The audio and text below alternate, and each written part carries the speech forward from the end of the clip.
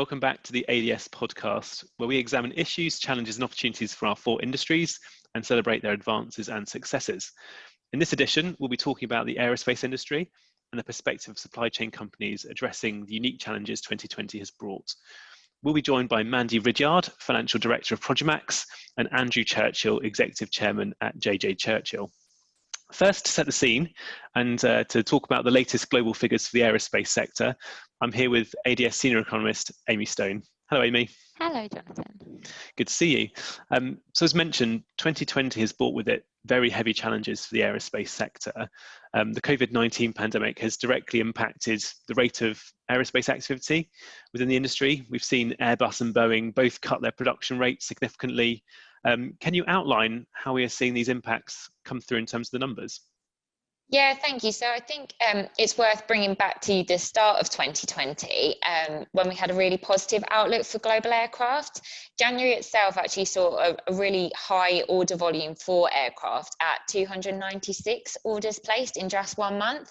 So it really set the tone for a positive bumper year.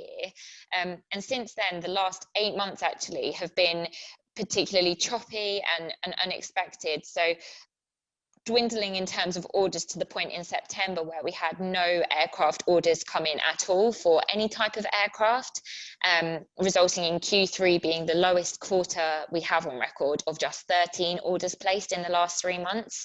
So our year-to-date figure, so for the first 9 months of the year, is at 437, which again is the lowest at this point in the year that we've ever been. So I think it's worth picking apart a little bit what that means for the different types of aircraft. So for the single aisles and then for the wide body, those bumper orders that I mentioned in January were predominantly for the single aisles. And actually since then, we've had 4 months where no single aisle orders were placed and 3 months where no wide body orders were placed. And that's particularly significant where the wide body is likely to be the type of travel that's most impacted by the pandemic, that long haul, long journey, family type holidays. That demand isn't going to be coming back anytime soon. So the outlook for that is a bit more bleak. And unfortunately, that's the element that is more strongly linked to the value in the UK. That's very interesting, Aimie, in terms of the split. On the kind of single aisle versus a wide body, are there any particular views on engines? Yeah, so we are seeing actually just the same picture pull through on both. So we've not seen too many demand for engines, especially where the deliveries aren't being made on aircraft. That typically is the point where the decisions around engines are made. So orders of engines are just low. They're at the lowest point that we've seen, again, off for the quarter, for the last 3 months and for the year to date. So it's all, the outlook's similar and it's pretty bleak in that sense as well. So you mentioned that at the beginning of the year, we had the first 2 months which were very positive in terms of orders. And then as the pandemic has hit, we've seen orders decline in terms of, I guess, the response to the pandemic and the impacts that the industry's had from the pandemic. How does the year-to-date look compared to an annual basis for previous years? Yeah, so that's a really good question. So like I said, the 437 that we're on now, by this point in a year, we usually see in excess of 1,000 orders. So it's extremely significant. I mean, 2019 was a bit of a rough one for the aerospace industry with regards to particular aircraft. But that aside, the more longer term, when we look back, you know, there's sort of 1,200 or so by the first 9 months of the year. So to be 49% behind that already, I think that outlook through for the rest of the year is significantly challenged. So what do you think the rest of 2020 will look like? How will 2020 as a whole shape up? We still have another quarter, but are we really expecting to see anything improve over the course of the remainder of the year? So that's another good point. I think with regards to the confidence of the sector, we're unlikely to see many more orders come in. To have absolutely none in 1 month is particularly significant, and that's what we're expecting might get some of the headlines of when we put this out. But for the next few months, it's hard to say. Unless anything changes, we're unlikely to see many more orders come in, and so for that, we can expect to end up well 50% below where we'd normally like to see ourselves on an average year. And in terms of deliveries of aircraft as well, of new aircraft, can you talk us through the picture that we're seeing there in terms of airlines deferring their deliveries through this year? Yeah, so we have seen a slight uptick in September in the month itself. We're back towards where we were in February. So we had about 70 odd deliveries in February, and we're on 68 now. So getting a bit closer to where we were then, sort of pre-pandemic levels. But again, it's still significantly behind where we normally are at this point of the year. The year to date is again about 50% below where we should be, reflecting again on 2019 potentially not going as planned. But in a normal year, again, we'd see over 1,000 deliveries by this point, and we just haven't so far. And as you say, that's because we've seen airlines deferring their deliveries and putting them off, just because they don't have that demand there. And do we see any particular trend or expectation around cancellation of orders on deliveries coming forward? So linked to the pandemic, not yet, and fingers crossed that it stays that way. But of course, the sort of next steps that are taken to put demand back into the sector, the travel bans, the quarantine periods, the testing, it's all those kinds of things that need to have a change happen in order to put some confidence back in the sector. We have seen Boeing and Airbus in particular, like you already mentioned, cut their rates. And if we see cancellations come in, that's just another factor that affects the long-term outlooks that they have. So the outlook doesn't look particularly rosy. We don't mean to depress everyone listening to this podcast. How do you see these impacts affecting the UK supply chain? We've got guests obviously coming on shortly from the aerospace supply chain in the UK. What's your perspective there? Yeah, so for the UK supply chain, obviously that's quite critical for us in our jobs at ADS. So what I'm hearing is that cash is king, and actually whatever sector you're in at the moment, having an element of liquidity is really what's going to enhance your survivability throughout this crisis. That's what we're hearing still predominantly from our members. So for me, those deliveries need to happen and those orders need to start coming in again to generate that next level of money in. Without the orders, we're also not going to have those long-term service contracts, and the MRO side and repair aren't going to have that level of expectation of work. And it comes back to our confidence point as well. There's no sort of flow of money in, the cash flow is drying up, if you will. So our supply chain is going to be relying on those regular payments, and they also need some money as cash now if they're looking to diversify what they're doing, say into defence products or the PPE equipment. We have members in the ventilator challenge and things, and they need to have that flexibility to be able to move into those other areas, which will help them survive long term while the demand is lower for our particular products and sector. So what do you think is needed to help the supply chain right now? Affordable finance, please. We've seen some sticking plasters from the UK government to help out in terms of what finance has been offered, but it's not quite enough to take us over the finish line. And that's consistently a message that I'm hearing from our members. There's things that can help, but we need affordable finance and different methods of getting some money and some reassurance into these firms, because if the competitiveness and that sort of capability is wound down too much, we're at risk of it not coming back at all when the demand does come back. The UK more generally would be at a detrimental level to other competitors. So other forms of finance in things like the equity models that we've seen being proposed, or longer term loans that firms can take up now that don't have the huge repayment costs, they're the kind of things that we really need to start to see. Thanks, Aimie. That's a really interesting overview of where we're at, where we see the figures in the numbers, kind of telling us the story about what we're seeing on the ground in terms of aerospace, both globally and in the UK. And you kind of finished on the point there around what we need to see going forwards. And from an ADS perspective, we've obviously been communicating to government and to our kind of political stakeholders around the need for specific support for the aerospace supply chain in the UK. So we will be plugging away at that over the coming weeks, and we hope to see positive announcements from the government in the coming months. And we have a potential opportunity with the government's comprehensive spending review for government to lay out how it can help support the sector going forward. So Aimie, thank you very much for joining us, and we hope to, thank you, and we look forward to speaking soon in the coming months. To talk in a bit more detail about the issues currently affecting aerospace, I'd now like to welcome my guests, Mandy Ridyard, Financial Director at Produmax, and Andrew Churchill, Executive Chairman, JJ Churchill. We're here to give us a perspective from companies who are experiencing the impact of the pandemic firsthand. Thank you both for joining me. It's good to see you. Hi. To set the scene and to give our listeners a bit of context, would you be able to tell us a bit about the history of your organisation and how it grew into the company it is today? Mandy, perhaps we can start with you and Produmax. At Produmax, we're global experts in flight control components and assemblies. So we're subtractive engineers, although we started our journey into additive. And we were started in 1966 by a Rolls-Royce engineer. And in 1997, my husband and I bought the company and moved it from telecoms into aerospace. In 2014, we joined the Sharing in Growth transformation program. And since then, we've grown rapidly and secured £60 million worth of contracts, increased our turnover by 60%, increased our productivity by 40%, doubled our headcount, and reduced our average age to 35. So it's been quite a transformation over the last 5 years. Great, thanks, Mandy. Andrew, can you tell us about JJ Churchill? Certainly, we're 82 years young, so a business founded by my grandfather back in 1937.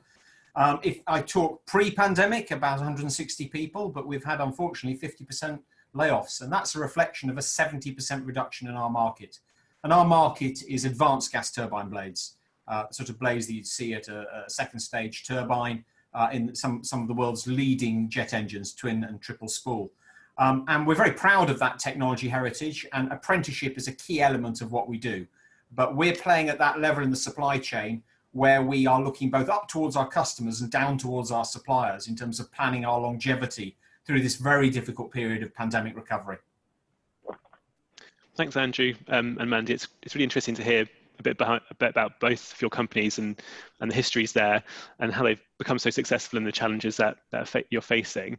Now, Andrew, both current and recent governments have spoken a great deal about supporting regional industrial growth. Companies like yours make a huge contribution to offering skilled jobs in their communities, in your case in the Midlands. How important is it that the government provides clear backing to aerospace to make sure we can stay competitive with our overseas rivals and attract investment at this crucial time? Josh, there's quite a few interlinked themes there. I think one of the most important things to recognise in our sector is that it's long cycle. Whether you're talking about training apprentices and training the skills and gaining the experience on the human side, or investing in the capital equipment that's required, or the contracts, all of this is 8, 9, 10, 15 years in terms of a cycle. And that means we are planning well ahead in terms of our cycle. So when I look at engagement, for instance, with my local schools, I'm talking to primary school children. Why? Well, because at the tail end of primary school, inside my 5 to 7 year rolling horizon, they are potential apprentices. And we need to be lighting that spark of interest now. So engagement locally is absolutely essential. This becomes critical when you're talking about apprentice training and local apprentice training colleges. Looking further afield, we've got a similar great news story with regards to our order book, but this long cycle means that we've got this pause now in aero engine production. We've got a dramatic reduction in demand of about 70%. And it would be no good when we look to support from government to get us halfway across the river. We must get to the other side. And the other side is about 12 to 18 months away in terms of those contracts restarting. They're solid contracts. I've got solid people and I've got all the capex I need, but I must get there in liquidity terms. And I'm looking very much towards the government to support supply chain companies and smaller companies with regards to the necessary liquidity to manage that gap. Thanks, Andrew. That's a very similar message we're hearing from across the supply chain. And Mandy, similar question to you really. Your company is a Yorkshire success story.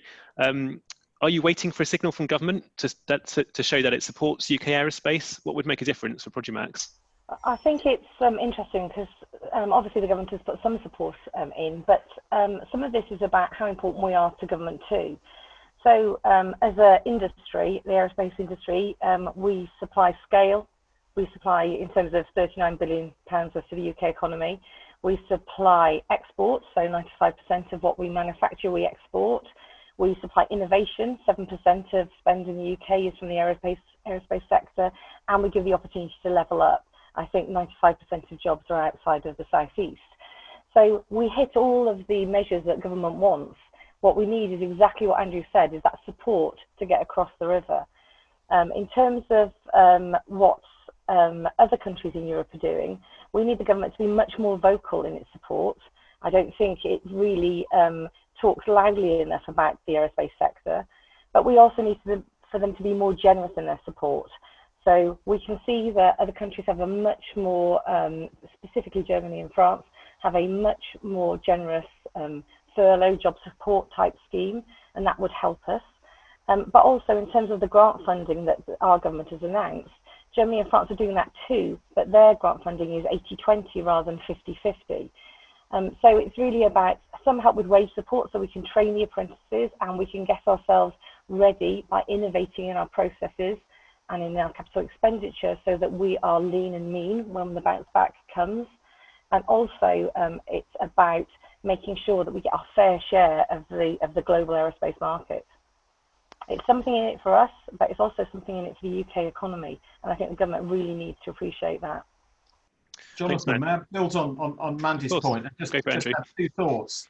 The first is, during this fallow time, it's imperative that we're able to continue to invest in training and reskilling for the fourth industrial revolution, digitization, management of data, training of apprentices. So that's critical. And one of the things that I'd like to see from our government is the ability to, if we're levy payers, to use the levy to retrain. You know, most of that money is disappearing into Treasury. It should be hypothecated to retraining. But even more important, there are some great supply chain companies out there that have solid order books, but will not get through without more borrowing. However, they can't afford to take on more borrowing. So patient capital is key here. We're seeing it being offered to our competitor peer group companies in European economies. We need government-backed debt equity swap to be offered to the supply chain companies at competitive long-term patient rates. I know that is beginning to get some credence through Bayes and into Treasury, but this is now a question of pace. There'll be no point coming forward with this in February. It will be too late. We have a highly integrated supply chain in aerospace, and it extends across into other sectors. And we need to be able to be protecting that now. Thanks, Andrew. Thanks, Mandy. I agree with you both. Those points are really, really clear. Clearly articulated. We agree that, you know, supply chain companies are at the heart of opportunities for strong regional growth, and it's absolutely vital in both of your cases to the growing local economies.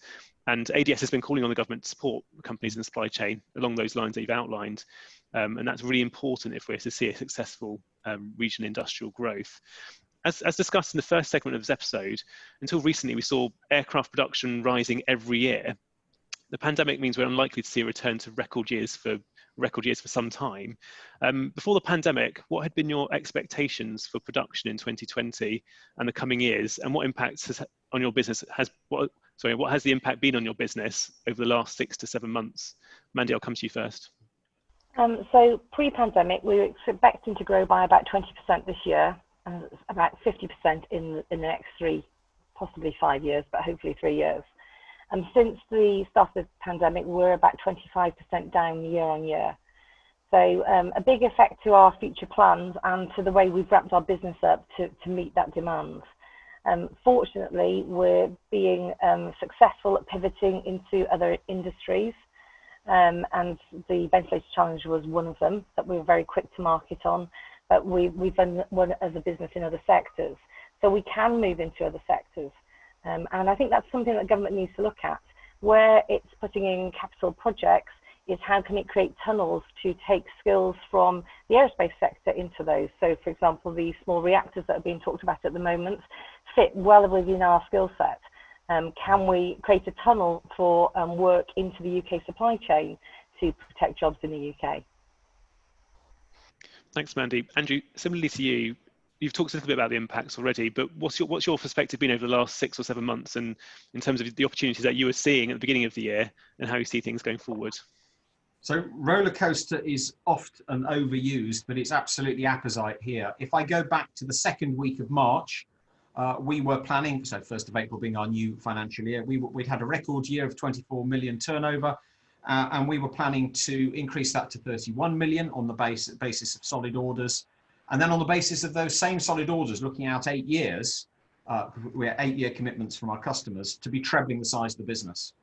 Third week in March, we saw a 90% reduction in output as our critical raw material from Italy, a specialist casting, stopped. Italy went into lockdown. Things then improved in inverted commas slightly, and we are now only 70% down as a result of not supply side, but now demand side hit. We will remain 70% down for the rest of this financial year. It's then a 2 to 5 year slog to regrow. What we need is to be able to get to the other side of that river, and we don't start with any pace or a vengeance remaking or resupplying our turbine blades until August next year. So we're busy on defence work, we're busy on some medical work, we're doing a little bit of aerospace, but really we're not using our core skills and core capacity until then. And we can't cut any more. You know, we have lost 50% of our colleagues, and those are people who've done nothing wrong. They've got great skills, but we simply don't have the work midterm for them. So it's a catastrophic hit. We lost 20 years growth in a week. Well, I think it's what's most striking about those points that you just made is that you're expecting pre-pandemic big things, and the reality of the enormous impact the crisis had just puts into magnitude the situation that our sectors, in particular in aerospace, are facing. Andrew and Mandy, you've mentioned a couple of items in terms of government support, in terms of priorities there. What would you say is your number one ask for government? What would be most valuable to make sure supply chain businesses can survive this crisis and return to growth on the other side of it? Andrew, come to you first. Okay, I'm gonna nest because I can't possibly pick one. The first is let's burst this balloon, this nonsense that we can't be sectoral. We're already sectoral in terms of whether hospitality is needing a certain sort of immediate support, the theatre and arts sector likewise. So we can be sectoral, but we've got to want to be. And this is back to Mandy's point about how well is our sector really understood within government. Aerospace is long cycle. It's incredibly valuable in terms of an export and will be critical post-Brexit, but it needs support beyond 6 months. So I would say whatever support package must last for a minimum of 18 months. And within that, we've got to see a scheme that allows us to retrain and allows patient capital through debt equity swap. Thanks, Andrew. Similar question to you, Mandy. What would be your number one or few things you'd look to for government to provide support on at the moment? I would completely agree with Andrew on the job support scheme being extended for aerospace. Completely agree with him on patient capital. And the other things I'd add is whether we can look at helping aerospace companies invest to become more digital and to become more productive whilst we're going through a fallow period by increasing capital allowances and increasing R&D tax credits. I think those are all important, as is supporting the apprenticeships that we can provide. So helping us train new apprentices is good, not just for aerospace, but it's good across the country for all sorts of skills. And we have the time now to train more apprentices if the government would fund them. Totally agree. I think those priorities are very much reflected by ADS in our conversations with government over the last weeks and months, as we kind of been talking to government about what's needed in the immediate future and also in the future ahead to return to growth. Yeah. Both of you mentioned the importance of the job retention scheme. Obviously, the job support scheme has come out as well. We know that at the heart of successful businesses are the workforce. Throughout the UK's aerospace sector, we've got 4,500 apprentices. We know that not all businesses can take on apprentices at the moment. I thought it'd be worth just thinking about some positive success stories. Can you give an example of a previous success story that demonstrates why apprentices are such an essential pipeline for skills into the sector? Mandy, can we start with you? Yeah, absolutely. So we are 20% apprentices, young people absolutely critical to our future, and the average age in UK engineering is 52, our average age is less than 35. And I think it's really important that we bring young people into our businesses and we don't try and teach new dogs old tricks. So to give an example, we had a brand new piece of kit that we bought for check-in turn components. Our previous check-in time was about an hour and a half, and we gave it to one of our experienced quality engineers to use this piece of kit to reduce the check-in time. And he took the check-in time down from an hour and a half to an hour and a quarter. We then gave the same piece of kit to one of our apprentices with no rules and said, look at this check-in time, use this piece of kit and see what you can come up with. They took that check-in time down to 90 seconds.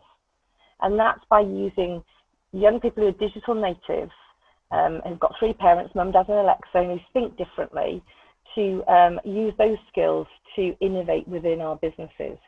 So if we can support apprentices and bring them into our businesses and then let them have some free rein within a framework that we agree, I think there's a chance to really create some innovation. I think that's critical.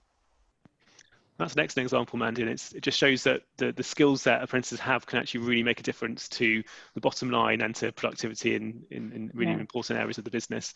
Andrew, any particular examples from your side? Yeah, a couple from a slightly different perspective. We've had been running an apprenticeship and having apprentices for 82 years. We're not quite at the heady heights of 30%, but we've protected all of our apprentices from redundancy because they're our future. This isn't philanthropy. It's enlightened self-interest. They are the digital natives. They are the ones that are grasping those skills that will catapult our business forward post-pandemic. So a couple of reflections. One is that we have our own ex-apprentices at every level of the business, including our principal shareholder and president, but also our managing director is an ex-apprentice from British Airways. And that means that when youngsters consider an apprenticeship and they can see where the career paths can take them, it's not a pejorative second best. It's actually really exciting for them. And that message is very powerful with parents and teachers as well as the students themselves. And the other one is a similar story to Mandy's. And again, it's on metrology and inspection. And that is we run some of the most advanced turbine blade optical inspection using 5-axis lasers. And that is run by one of our apprentices. And to them, it's just the natural milieu in which they operate. So that is absolutely key. We're at 10% apprentices. That's about the right maximum number that we can cope with at the moment. But they are our future and they are our country's future, and they are not second best. Many of our apprentices go on to do degrees. Thanks, Andrew. That's a really great way to put it. Both those stories are also great to hear, and we look forward to hearing more in the future about how they get on, and also gives us a more positive note to end this episode on as well. So I'd like to thank my guests, Aimie Stone, Andrew Churchill and Mandy Ridyard, for joining me on this episode. It's been really interesting to hear from all of you. We hope you like this episode, and we'll be returning for our next instalment in November. You can watch our podcast on YouTube, or you can subscribe and listen through iTunes or the ADS website. Thank you very much, and goodbye for now.